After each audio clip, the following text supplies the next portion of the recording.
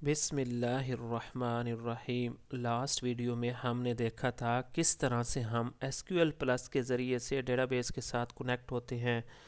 इस वीडियो में हम देखते हैं किस तरह से SQL डेवलपर के से हम डेटाबेस के साथ कनेक्ट होते हैं। SQL developer first party tool है और Oracle ने प्रोवाइड किया हुआ है।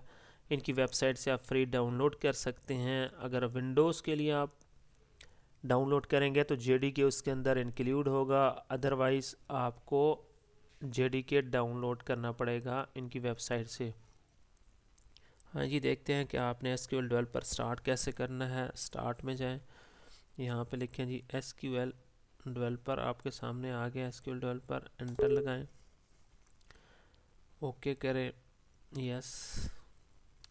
यहाँ पे वो मांग रहा है JDK, Java development kit, java.exe file जिसके अंदर है जी। आप ब्राउज करके उसको पाथ दे सकते हैं उसका। यहाँ पे आप पाथ दें C,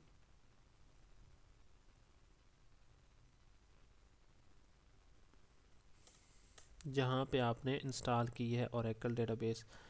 डेटाबेस मैंने ऐप ज़ैनब, और इसके अंदर आप जाएंगे जी प्रोडक्ट के अंदर, इसके अंदर DB होम के अंदर यहाँ पे आएगी JDK। ये आपकी JDK किट है। इसके अंदर आप जाएं, यहाँ पे बिन का फोल्डर होगा, बिन के फोल्डर के अंदर ये जावा की फ़ाइल है। इसका पाथ आपने देना है, बस आपने ओपन करना है तो इसने स्टार्ट हो जाना है।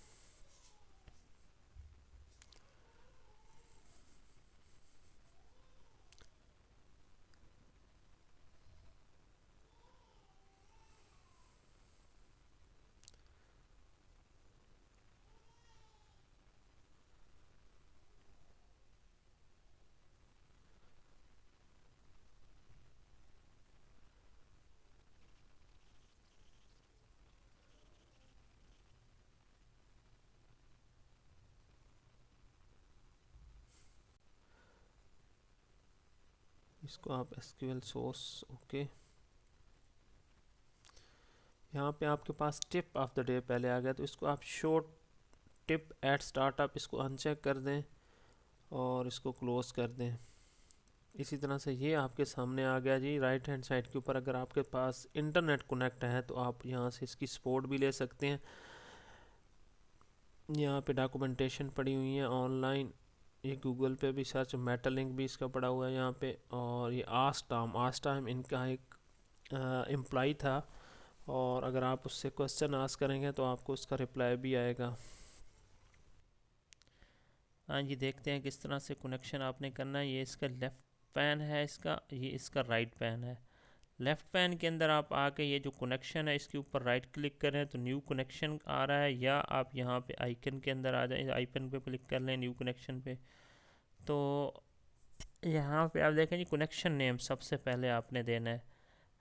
तो कनेक्शन का नेम हम देते हैं जी, क्योंकि HR यूज़र से कनेक्ट हो रहे हैं और किस डेटाबेस के साथ कनेक्ट हो रहे हैं, ORCL डेटाबेस के साथ, इसलिए मैंने लिख दी है HR@ORCL। यहाँ पे आप कोई भी नाम लिख सकते हैं कनेक्शन। यहाँ पे जी आपने यूज़र देना है HR, यूज़र से हम कनेक्ट हो रहे हैं, पासवर्ड भी इसका HR ही है, और ये इसका होस्ट नेम है। अगर आपके इसी सिस्टम के ऊपर है तो आप लोकल होस्ट लिख लें, और अगर आपके पास कोई और सर्वर है तो उसका IP एड्रेस आप यहाँ पे मेंशन करेंगे। इसी तरह से डिफ़ॉल्ट पोर्ट इसकी 1521 आ रही है, और सिड यानी ORCL आपकी डेटाबेस ORCL है, इसकी सिड ORCL ही आप लिखें और टेस्ट करें। पहले टेस्ट के ऊपर क्लिक करेंगे तो ये टेस्ट, इसका स्टेटस सक्सेसफुल है। अब आप इसके साथ कनेक्ट हो जाएं जी। आपकी डेटाबेस के साथ कनेक्टिविटी हो गई। अगर आप ये यहाँ पे देखें लेफ्ट हैंड साइड के ऊपर, ये कनेक्शन है आपके पास लेफ्ट हैंड साइड के ऊपर, और राइट हैंड साइड के ऊपर आपके पास ये क्यूरी आ गया, क्यूरी बिल्डर। इसके अंदर आप क्यूरी टाइप करें, सिलेक्ट स्टेटमेंट हम लिखते हैं सबसे पहले जी, सिलेक्ट स्टैटिक फ्रॉम टैब। इससे पहले हम जी इसका थोड़ा सा फॉन्ट बड़ा कर देते हैं। आप सेलेक्ट करें, टूल्स में जाएं, प्रेफरेंसेस में जाएं, प्रेफरेंसेस में जाके कोड एडिटर में फॉन्ट्स में जाएंगे। फॉन्ट्स के अंदर इसका आप डिस्प्ले कर दें 18, ओके कर दें। Select static from tab. जितने भी टेबल्स हैं आपके पास जो HR स्कीमा के अंदर हैं, क्योंकि हमने ये जो कनेक्शन बनाया है HR स्कीमा से, HR यूज़र से बनाया है, HR यूज़र के पास ये टेबल्स और व्यूज़ हैं अवेलेबल। इसी तरह से और जो भी आप स्टेटमेंट लिखना चाहें आप एंटर लगाएं, यहाँ पे नीचे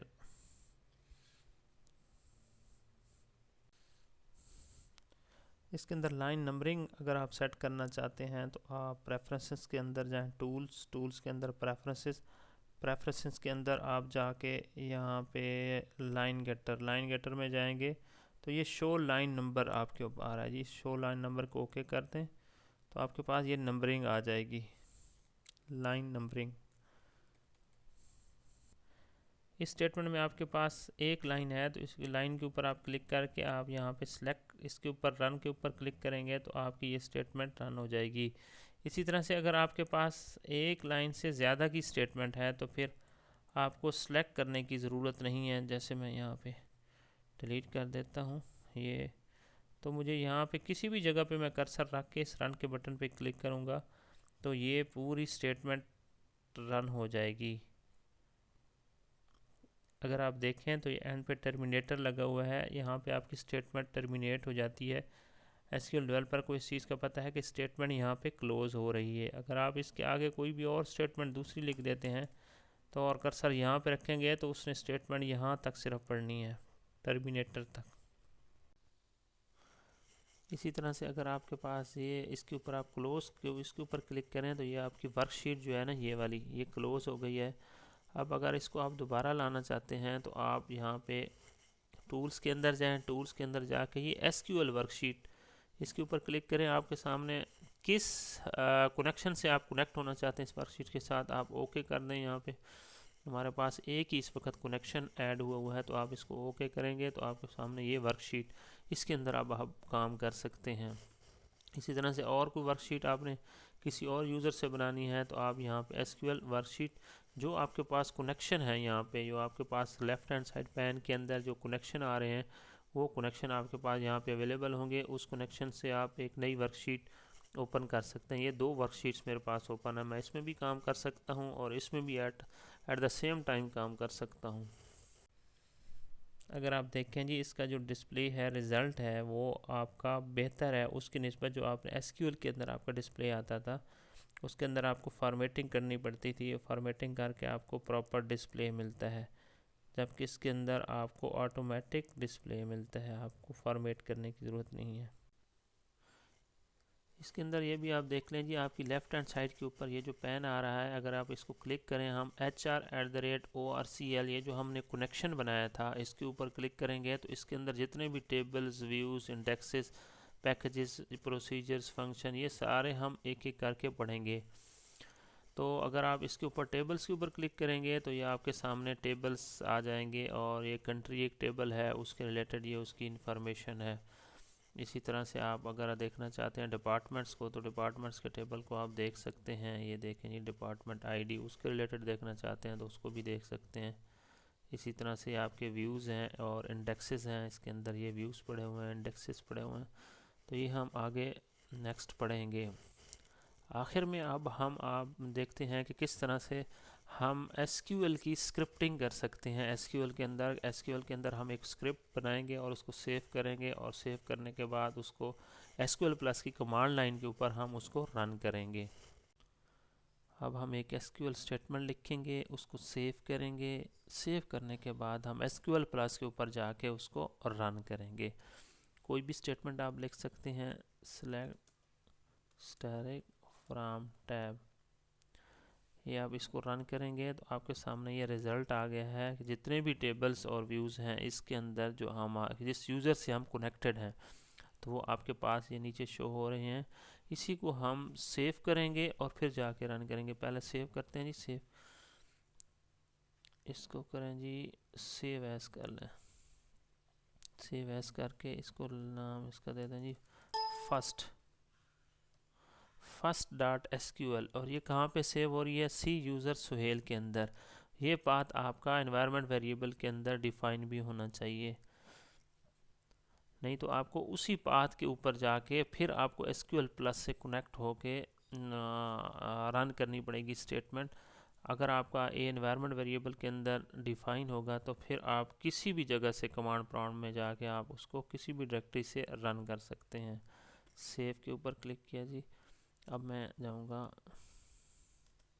कमांड प्रॉम्प्ट, इसके अंदर जाके मैं लिखता हूँ जी SQL प्लस। SQL प्लस से जब कनेक्ट होऊंगा किस यूज़र से, HR और HR से। अब इसके अंदर मैंने जो सेव की हुई है फाइल उसको मैं रन करूँगा। फाइल का नाम था first.sql। तो दो मेथड इसके अंदर हैं जी, एक है start first.sql।